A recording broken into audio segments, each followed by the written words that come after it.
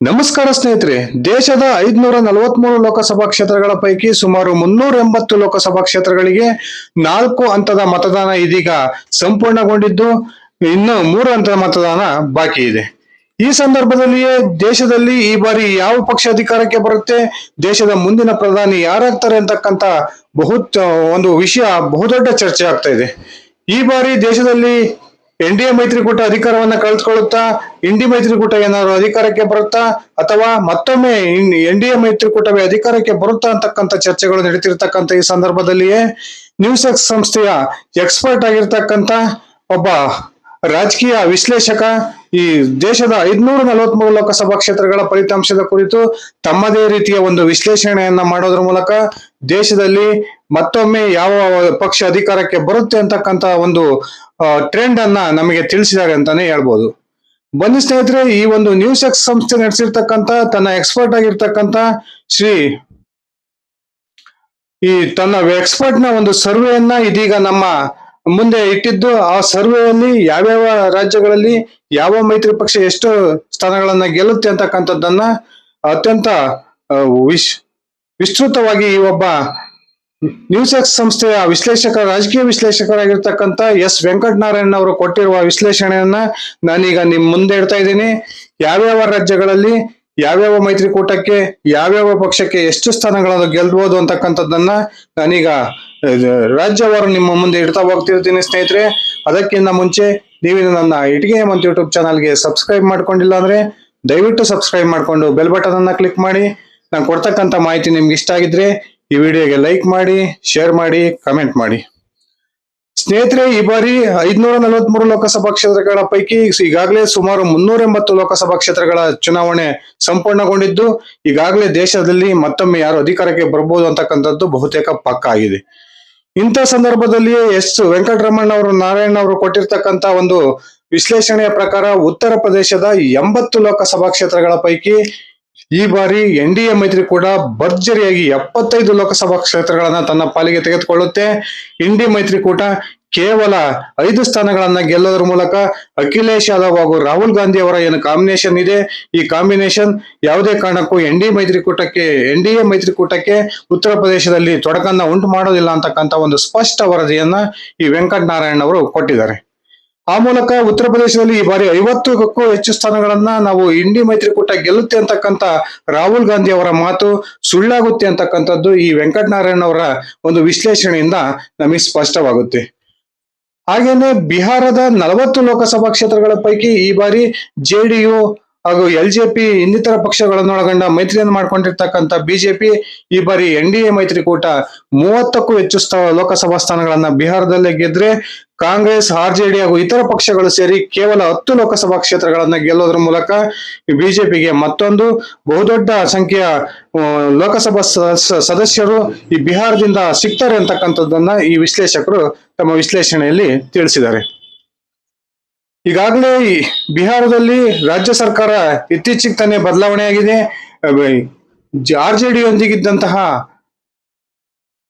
ನಿತೀಶ್ ಅವರು ಇದೀಗ ಬಿಜೆಪಿಯೊಂದಿಗೆ ಮೈತ್ರಿ ಮಾಡಿಕೊಂಡು ರಾಜ್ಯ ಸರ್ಕಾರವನ್ನ ಬಿಜೆಪಿ ಹಾಗೂ ಜೆಡಿಯು ನೇತೃತ್ವದಲ್ಲಿ ರಚಿಸಿಕೊಂಡಿದ್ದಾರೆ. ಈ ಕಾರಣಕ್ಕೆ ಮತ್ತೊಮ್ಮೆ ಬಿಹಾರದಲ್ಲಿ ಬಿಜೆಪಿ ಹಾಗೂ ಎನ್ಡಿಎ ಮೈತ್ರಿಕೂಟ 30 ಸ್ಥಾನಗಳನ್ನ ಪಡೆಯುತ್ತೆ ಅಂತಕ್ಕಂಥ ಒಂದು ವರದಿಯನ್ನ ನೀಡಿದ್ದಾರೆ.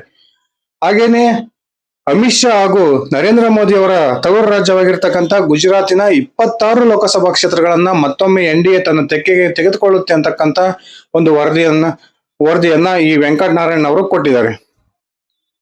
ಈ ಹಿಂದೆ 2 ಚುನಾವಣೆಗಳಲ್ಲೂ ಕೂಡ ಬಿಜೆಪಿ ಗುಜರಾತ್ನಲ್ಲಿ 26ಕ್ಕೆ 26 ಲೋಕಸಭಾ ಕ್ಷೇತ್ರಗಳನ್ನ ಗೆದ್ದಿದ್ದನ್ನ ನಾವೆಲ್ಲ ನೋಡಿದೀವಿ. ಈ ಬಾರಿಯೂ ಕೂಡ ಗುಜರಾತ್ನ 26 ಲೋಕಸಭಾ ಕ್ಷೇತ್ರಗಳನ್ನ ಎನ್ಡಿಎ ಮೈತ್ರಿಕೂಟ ಕ್ಲೀನ್ ಸ್ವೀಪ್ ಮಾಡುತ್ತೆ ಅಂತಕ್ಕಂಥ ಒಂದು ವರದಿಯನ್ನ ಕೊಡೋದ್ರ ಮೂಲಕ ಕಾಂಗ್ರೆಸ್ಗಾಗ್ಲಿ ಅಥವಾ ಆಮ್ ಆದ್ಮಿ ಪಕ್ಷಕ್ಕಾಗ್ಲಿ ಇಲ್ಲಿ ಯಾವುದೇ ಒಂದು ಸ್ಥಾನ ಸಿಗೋದಿಲ್ಲ ಅಂತಕ್ಕಂಥ ಆತಂಕಕಾರಿ ವಿಶ್ಲೇಷಣೆಯನ್ನ ವೆಂಕಟನಾರಾಯಣ್ ಅವರು ಕೊಟ್ಟಿದ್ದಾರೆ. ಇದು ಹಿಂದಿ ಬಾವಿಲ ಇರತಕ್ಕಂತ ಬಹುತೇಕ ರಾಜ್ಯಗಳಲ್ಲಿ ಈ ಬಾರಿ ಎನ್ಡಿಎ ಮೈತ್ರಿಕೂಟ ಮತ್ತೊಮ್ಮೆ ಬಹುದೊಡ್ಡ ಕಮಾಲನ್ನ ಮಾಡುತ್ತೆ ಅಂತಕ್ಕಂಥ ವಿಶ್ಲೇಷಣೆಯನ್ನ ಈ ಒಬ್ಬ ರಾಜಕೀಯ ವಿಶ್ಲೇಷಕರು ಮಾಡೋದ್ರ ಮೂಲಕ ಈ ಬಾರಿ ಏನ್ ಇಂಡಿ ಮೈತ್ರಿಕೂಟ ಅಧಿಕಾರಕ್ಕೆ ಬರ್ಬೋದು ಅಂತಕ್ಕಂಥ ಒಂದು ಭಾವನೆ ಇತ್ತು, ಅದು ಸುಳ್ಳು ಅಂತಕ್ಕಂಥದ್ದನ್ನ ಇವರು ವಿಶ್ಲೇಷಣೆ ಮಾಡಿದ್ದಾರೆ.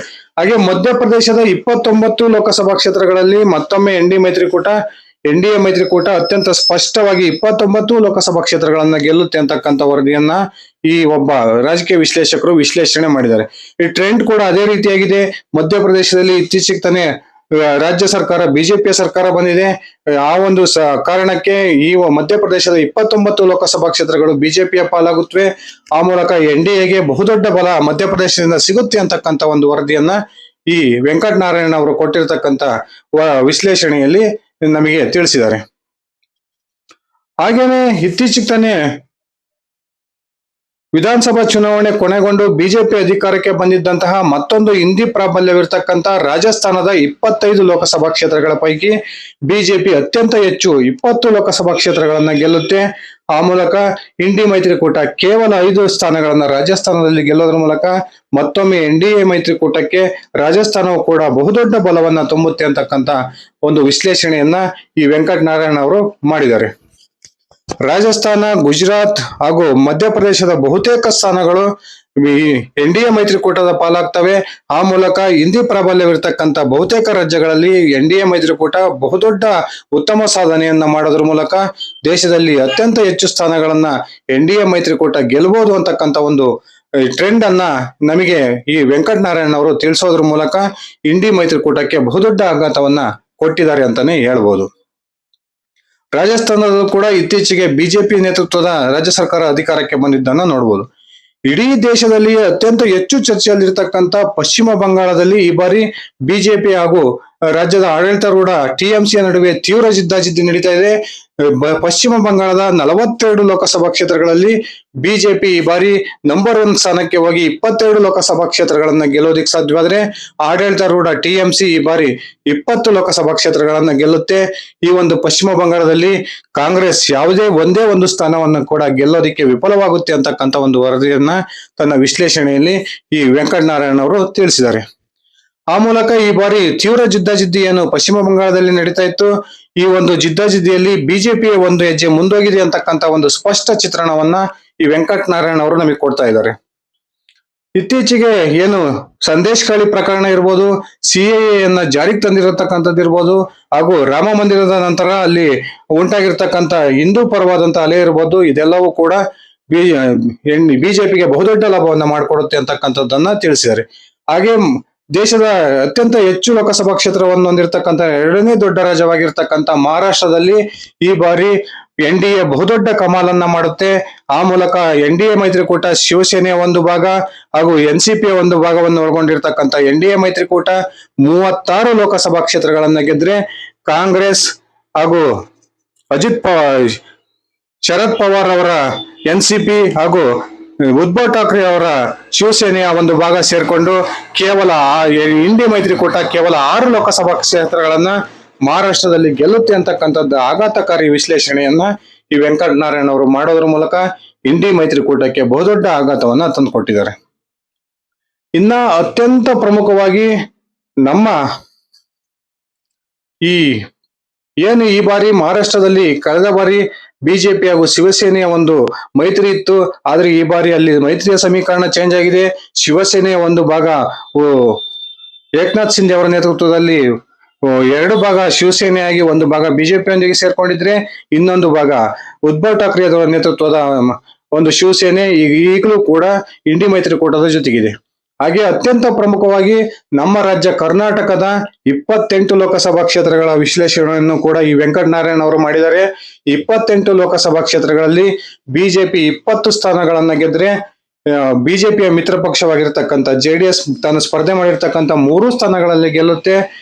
ಆಡಳಿತಾರೂಢ ಕಾಂಗ್ರೆಸ್ ಕೇವಲ 5 ಲೋಕಸಭಾ ಕ್ಷೇತ್ರಗಳನ್ನ ಕರ್ನಾಟಕದಲ್ಲಿ ಗೆಲ್ಲೋದ್ರ ಮೂಲಕ ತೀವ್ರ ಮುಖಭಂಗವನ್ನ ಅನುಭವಿಸುತ್ತೆ ಅಂತಕ್ಕಂಥ ಒಂದು ವರದಿಯನ್ನ ಕೊಡೋದ್ರ ಮೂಲಕ ಏನು ರಾಜ್ಯದ ಕಾಂಗ್ರೆಸ್ ಸರ್ಕಾರ ತನ್ನ ಉಚಿತ ಭಾಗ್ಯಗಳನ್ನ ರಾಜ್ಯದ ಜನಗಳಿಗೆ ಜಾರಿಗೆ ತಂದಿತ್ತು. ಆ ಉಚಿತ ಭಾಗ್ಯಗಳು ರಾಜ್ಯ ಸರ್ಕಾರದ ಕೈ ಹಿಡಿದಿಲ್ಲ ಅಂತಕ್ಕಂಥ ಒಂದು ಆಘಾತಕಾರಿ ಅಂಶವನ್ನ ಈ ವೆಂಕಟನಾರಾಯಣ ಅವರು ಕೊಡೋದ್ರ ಮೂಲಕ ಈ ಕಾಂಗ್ರೆಸ್ಗೆ ಬಹುದೊಡ್ಡ ಆಘಾತವನ್ನ ತಂದೊಡ್ಡಿದ್ದಾರೆ ಅಂತಾನೆ ಹೇಳ್ಬೋದು. ಈ ರೀತಿ ದೇಶದ ಪ್ರಮುಖ ರಾಜ್ಯಗಳೆಲ್ಲ ಬಿಜೆಪಿ ಹೆಚ್ಚು ಸ್ಥಾನಗಳನ್ನ NDA ಮೈತ್ರಿಕೂಟದ ತೆಗೆದುಕೊಳ್ಳೋದ್ರ ಮೂಲಕ ದೇಶದ 543 ಲೋಕಸಭಾ ಕ್ಷೇತ್ರಗಳಲ್ಲಿ ಹೆಚ್ಚು ಲೋಕಸಭಾ ಕ್ಷೇತ್ರಗಳನ್ನ ಈ ಬಾರಿ NDA ಮೈತ್ರಿಕೂಟವೇ ಗೆಲ್ಲುತ್ತೆ ಅಂತಕ್ಕಂತ ಒಂದು ವರದಿಯನ್ನ ವೆಂಕಟನಾರಾಯಣ ಅವರು ಇದೀಗ ನಮಗೆ ತಿಳಿಸಿದ್ದಾರೆ. ಅತ್ಯಂತ ಆಶ್ಚರ್ಯಕರ ರೀತಿಯಲ್ಲಿ ಕಳೆದ 2 ಲೋಕಸಭಾ ಚುನಾವಣೆಯಲ್ಲಿ ದೆಹಲಿಯ 7ಕ್ಕೆ 7 ಸ್ಥಾನಗಳನ್ನ ಬಿಜೆಪಿ ಗೆಲ್ತಾನೆ ಬಂದಿತ್ತು. ಆದ್ರೆ ಈ ಬಾರಿ ಅರವಿಂದ್ ಕೇಜ್ರಿವಾಲ್ ಅವರ ಬಂಧನದ ಕಾರಣಕ್ಕೆ ಅರವಿಂದ್ ಕೇಜ್ರಿವಾಲ್ ಅವರ ಆಮ್ ಆದ್ಮಿ ಪಕ್ಷದ ಮೇಲೆ ಅಲ್ಲಿ ದೆಹಲಿಯ ಜನಗಳಿಗೆ ಅನುಕಂಪ ಬಂದಿದೆ. ಆ ಕಾರಣಕ್ಕೆ ಈ ದೆಹಲಿಯ 7 ಲೋಕಸಭಾ ಕ್ಷೇತ್ರಗಳಲ್ಲಿ ಬಿಜೆಪಿ ಕೇವಲ 2 ಲೋಕಸಭಾ ಕ್ಷೇತ್ರಗಳನ್ನ ಗೆಲ್ಲುತ್ತೆ. ಕಾಂಗ್ರೆಸ್ 2 ಲೋಕಸಭಾ ಕ್ಷೇತ್ರಗಳನ್ನ ಗೆದ್ರೆ ಆಮ್ ಆದ್ಮಿ ಪಕ್ಷ 3 ಲೋಕಸಭಾ ಕ್ಷೇತ್ರಗಳನ್ನ ಗೆಲ್ಲೋದ್ರ ಮೂಲಕ ದೆಹಲಿಯ 7 ಲೋಕಸಭಾ ಕ್ಷೇತ್ರಗಳಲ್ಲಿ ಅತ್ಯಂತ ಹೆಚ್ಚಿನ ಲೋಕಸಭಾ ಕ್ಷೇತ್ರಗಳನ್ನ ಆಮ್ ಆದ್ಮಿ ಪಕ್ಷ ಗೆಲ್ಲುತ್ತೆ ಅಂತಕ್ಕಂಥ ಒಂದು ವರದಿಯನ್ನ ಕೊಡೋದ್ರ ಮೂಲಕ ಬಿಜೆಪಿಗೆ ಬಹುದೊಡ್ಡ ಆಘಾತವನ್ನ ದೆಹಲಿಯ ಕಡೆಯಿಂದ ವೆಂಕಟನಾರಾಯಣ ಅವರು ವಿಶ್ಲೇಷಿಸಿದ್ದಾರೆ. ಸ್ನೇಹಿತರೆ, ದೆಹಲಿಯಲ್ಲಿ ಕಳೆದ 2 ಲೋಕಸಭಾ ಚುನಾವಣೆಯಲ್ಲಿ ಬಿಜೆಪಿನೇ 7ಕ್ಕೆ 7 ಸ್ಥಾನಗಳನ್ನ ಗೆದ್ದಿದ್ದನ್ನ ನಾವೆಲ್ಲ ಸ್ಮರಿಸಬಹುದು. ಹೀಗೆ ದೇಶದ ಒಟ್ಟು 543 ಲೋಕಸಭಾ ಕ್ಷೇತ್ರಗಳ ಪೈಕಿ ಬಿಜೆಪಿ ಏಕಾಂಗಿಗೆ ಎಷ್ಟು ಸ್ಥಾನಗಳನ್ನ ಗೆಲ್ಲುತ್ತೆ, ಕಾಂಗ್ರೆಸ್ ಎಷ್ಟು ಸ್ಥಾನಗಳನ್ನ ಗೆಲ್ಲುತ್ತೆ, ಇಂಡಿ ಮೈತ್ರಿಕೂಟಕ್ಕೆ ಎಷ್ಟು ಸ್ಥಾನಗಳು ಲಭ್ಯವಾಗ್ತವೆ, NDA ಮೈತ್ರಿಕೂಟಕ್ಕೆ ಎಷ್ಟು ಸ್ಥಾನಗಳು ಲಭ್ಯ ಆಗಬಹುದು, ಇತರರು ಎಷ್ಟು ಗೆಲ್ಲಬಹುದು ಅನ್ನೋದನ್ನ ನೋಡಿದ್ರೆ ಬಿಜೆಪಿ ಏಕಾಂಗಿಯಾಗಿ 305 ಸ್ಥಾನಗಳನ್ನ ಗೆಲ್ಲುತ್ತೆ ಅಂತಕ್ಕಂಥದ್ದನ್ನ ಈ ವೆಂಕಟನಾರಾಯಣ್ ತಿಳಿಸಿದ್ದಾರೆ. ಹಾಗೇನೆ ಬಿಜೆಪಿ ಏನು ಇತರ ಪಕ್ಷಗಳೊಂದಿಗೆ ಮೈತ್ರಿಯನ್ನ ಮಾಡಿಕೊಂಡು NDA ಮೈತ್ರಿಕೂಟವನ್ನು ರಚಿಸಿಕೊಂಡಿದೆ. ಈ NDA ಮೈತ್ರಿಕೂಟ 350 ಸ್ಥಾನಗಳನ್ನ ಗೆಲ್ಲುತ್ತೆ ಅಂತಕ್ಕಂಥದ್ದನ್ನು ತಿಳಿಸಿದ್ದಾರೆ. ಹಾಗೆ ಕಾಂಗ್ರೆಸ್ ಏಕಾಂಗಿಯಾಗಿ ಈ ಬಾರಿ ಕಳೆದ ಬಾರಿ ಏನು 52 ಸ್ಥಾನಗಳನ್ನ ಗೆಲ್ಲೋದಿಕ್ಕೆ ಕಾಂಗ್ರೆಸ್ ಶಕ್ತವಾಗಿತ್ತು.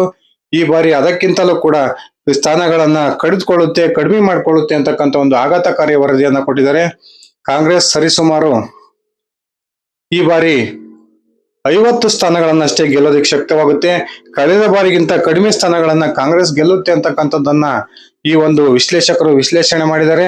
ಹಾಗೇನೆ ಕಾಂಗ್ರೆಸ್ ನೇತೃತ್ವದ ಇಂಡಿ ಮೈತ್ರಿಕೂಟವು ಕೂಡ ಅಷ್ಟೇನು ಉತ್ತಮ ಸಾಧನೆಯನ್ನ ಮಾಡೋದಿಲ್ಲ. ಈ ಇಂಡಿ ಮೈತ್ರಿಕೂಟ ಯಾವುದೇ ಕಾರಣಕ್ಕೂ ಬಿಜೆಪಿ ನೇತೃತ್ವದ NDA ಮೈತ್ರಿಕೂಟಕ್ಕೆ ಸವಾಲನ್ನ ಒಡ್ಡೋದಿಲ್ಲ ಅಂತಕ್ಕಂಥ ಒಂದು ಅಂಶವನ್ನ ಈ ವೆಂಕಟನಾರಾಯಣ ಅವರು ತಿಳಿಸೋದ್ರ ಮೂಲಕ ಇಂಡಿ ಮೈತ್ರಿಕೂಟದ ಅಧಿಕಾರದ ಆಸೆ ಏನಿತ್ತು ಅದು ಕನಸಾಗಿ ಉಳಿಯುತ್ತೆ ಅಂತಕ್ಕಂಥದ್ದನ್ನ ಸ್ಪಷ್ಟಪಡಿಸಿದ್ದಾರೆ. ಈ ಕಾಂಗ್ರೆಸ್ ನೇತೃತ್ವದ ಇಂಡಿ ಮೈತ್ರಿಕೂಟಕ್ಕೆ 150 ಸ್ಥಾನಗಳು ಲಭ್ಯ ಆಗ್ಬೋದು ಅಂತಕ್ಕಂಥದ್ದನ್ನ ವೆಂಕಟನಾರಾಯಣ ಅವರು ತಿಳಿಸೋದ್ರ ಮೂಲಕ ಇನ್ನಿತರರು ಅಂದ್ರೆ ಅದರ್ಸ್ BJD ಇರ್ಬೋದು, ಇಲ್ಲಿ YSRCP ಇರ್ಬೋದು, ಹಾಗೆ ಇನ್ನಿತರ ಪಕ್ಷಗಳು ಸೇರಿ 43 ಸ್ಥಾನಗಳನ್ನ ಗೆಲ್ಬಹುದು ಅಂತಕ್ಕಂಥ ಒಂದು ಅಂಶವನ್ನ ಪ್ರಸ್ತಾಪಿಸಿದ್ದಾರೆ. ಸ್ನೇಹಿತರೆ, ಇದಿಷ್ಟಾಗಿತ್ತು ನ್ಯೂಸ್ ಎಕ್ಸ್ ಸಂಸ್ಥೆಯ ಚುನಾವಣಾ ವಿಶ್ಲೇಷಕರಾಗಿರ್ತಕ್ಕಂಥ ವೆಂಕಟನಾರಾಯಣ ಅವರು ಕೊಟ್ಟಿರ್ತಕ್ಕಂಥ ದೇಶದ 543 ಲೋಕಸಭಾ ಕ್ಷೇತ್ರಗಳ ವರದಿ. ಈ ವರದಿ ನಿಮ್ಗೆ ಇಷ್ಟ ಆಗಿದ್ರೆ ದಯವಿಟ್ಟು ಈ ವಿಡಿಯೋಗೆ ಲೈಕ್ ಮಾಡಿ, ಶೇರ್ ಮಾಡಿ, ಕಮೆಂಟ್ ಮಾಡಿ. ನೀವಿನ್ನು ನನ್ನ ಇಟ್ಗೆ ಹೇಮಂತ್ ಯೂಟ್ಯೂಬ್ ಚಾನಲ್ಗೆ ಸಬ್ಸ್ಕ್ರೈಬ್ ಮಾಡ್ಕೊಂಡಿಲ್ಲ ಅಂದ್ರೆ ದಯವಿಟ್ಟು ಸಬ್ಸ್ಕ್ರೈಬ್ ಮಾಡ್ಕೊಂಡು ಬೆಲ್ ಬಟನ್ ಕ್ಲಿಕ್ ಮಾಡಿ. ನಿಮ್ಮ ವೈಯಕ್ತಿಕ ಅಭಿಪ್ರಾಯದ ಪ್ರಕಾರ ಈ ಬಾರಿ ದೇಶದಲ್ಲಿ ಯಾವ ಮೈತ್ರಿಕೂಟ ಅಧಿಕಾರಕ್ಕೆ ಬರುತ್ತೆ ದಯವಿಟ್ಟು ಕಮೆಂಟ್ ಮಾಡಿ. ಧನ್ಯವಾದಗಳು ಸ್ನೇಹಿತರೆ, ಶುಭ ದಿನ.